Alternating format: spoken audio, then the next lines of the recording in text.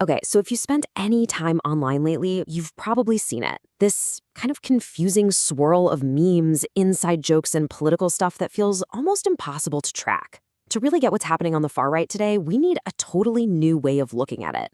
So let's dive in. This quote right here, it just nails it. We can't just look at policies or listen to speeches anymore. We've got to go deeper into the online subcultures where all these ideas are actually being cooked up. It's often less about a coherent political plan and way more about identity, about finding a community, and sometimes, honestly, it's just about the chaos. So here's the most important thing to get right off the bat. Lumping everyone on the far right into one big bucket is a huge mistake. It just makes us misunderstand the entire situation. A better way to think about it is like two different families or two factions. Yeah, they might share some of the same enemies, but what they want for the future couldn't be more different. And this slide breaks down that core difference perfectly. On one side, you have the builders. Their whole game is strategic, it's long-term. They want to capture institutions from the inside, win elections, write laws, and reshape society from the top down. And then you've got the burners. They look at the system and just see something that's totally broken, completely beyond repair. Their goal isn't to take it over, it's to douse it in gasoline and watch the whole thing go up in flames. Honestly, if you only remember one thing from this whole explainer, make it this. The builders, who are often driven by an ideology of Christian nationalism, they have a very real, very detailed plan to rule. The burners, on the other hand, they're animated by this nihilistic philosophy of Blackpilled accelerationism. They have a plan to ruin, totally opposite endgames. All right, so let's start with the builders. And we need to be clear.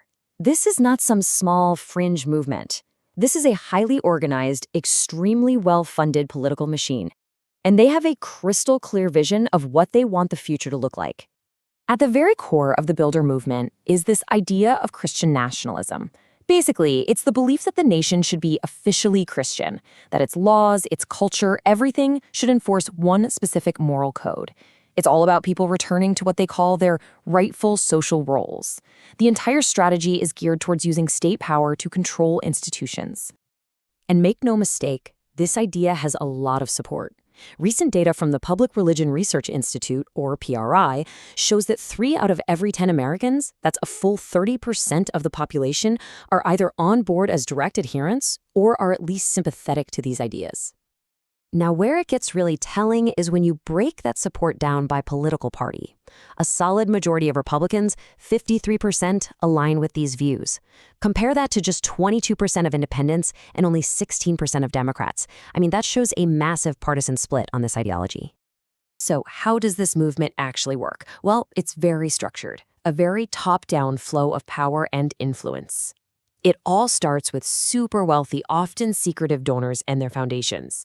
They pump money into a whole network of think tanks and policy groups, and then those groups are the ones that create the strategies and the talking points that get pushed out by politicians and friendly media.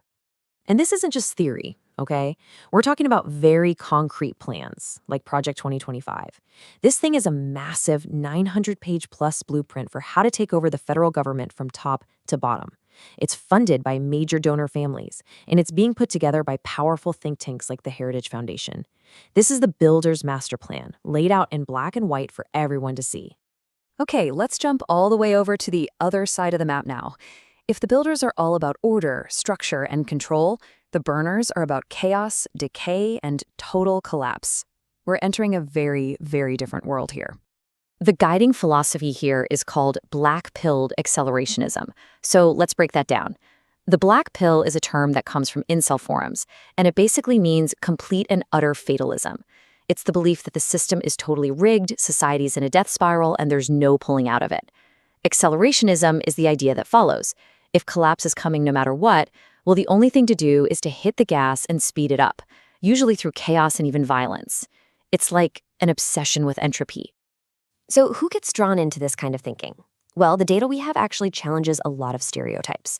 A big study of incel communities from the UK government found the typical profile is a younger guy, usually in his mid-20s. But here's what's surprising. The group was really ethnically diverse. 42% identified as people of color. And on average, their politics were slightly left of center. The real common thread wasn't a political label. It was this deep, profound sense of social alienation. And At the very heart of this subculture is a really tragic and severe mental health crisis. That same study found that 1 in every 5 participants reported thinking about suicide every single day. This shows you it isn't just a political movement. It's a community that's often held together by a shared deep despair. The burner media world is the complete inverse of the builders. It's totally bottom up. Really toxic ideas get started on these fringe forums like 4chan. From there, they get laundered for mainstream platforms like TikTok through this process called normification, which is basically wrapping up extremist ideas in layers of memes and irony so they can sneak past moderators. And from there, they slowly bleed into the wider public conversation. Okay, hold on. So you've got one group that's meticulously trying to build an authoritarian government, and another group that wants to burn literally everything to the ground. They should be mortal enemies, right? I mean, their goals are the complete opposite of each other. But the reality is actually a lot more complicated, and frankly, a lot more dangerous. And that brings us to what might be the most critical piece of this puzzle, the hidden and deeply troubling link between the builders and the burners. Yeah, that's right. Despite wanting completely different things, these two groups don't just exist side by side. They actually feed off of each other. It's a symbiotic relationship where the chaos created by one side directly helps the political project of the other. Here's how it works, and this is so important to understand. When burners cause real-world chaos and violence, it creates fear. And that fear is exactly what the builders feed on. They can point to the instability and say, see, society is falling apart. And that makes the public way more open to their authoritarian law and order sales pitch. So the burners' plan to ruin everything actually becomes the perfect catalyst for the builders' plan to rule everything. And look, this dynamic isn't just an American issue. Not at all. It's a global pattern. You can see builder-type movements taking hold in places like Poland, Hungary, and India. And at the same time, you see burner-type subcultures, from identitarian groups in Europe to nihilist youth networks, popping up and creating the very instability that these authoritarian movements need to thrive. So, if these two threats are actually feeding each other, how in the world do you fight back? It's pretty clear that old strategies like just fact-checking or deplatforming aren't enough. We need to think smarter, with more proactive, psychologically savvy strategies. Here are a couple of really powerful ideas. First, something called pre-bunking. Think of it like a vaccine. Instead of trying to debunk a lie after it's already spread everywhere, you expose people to the techniques of manipulation beforehand so they recognize them when they see them. Second, there's humor and what's called jamming. Extremist groups rely on being seen as serious and powerful. When you relentlessly mock them, like Ukraine has done with its mimetic warfare, you completely deflate their power and make them look ridiculous. Ultimately, any effective response has to hit on all these levels.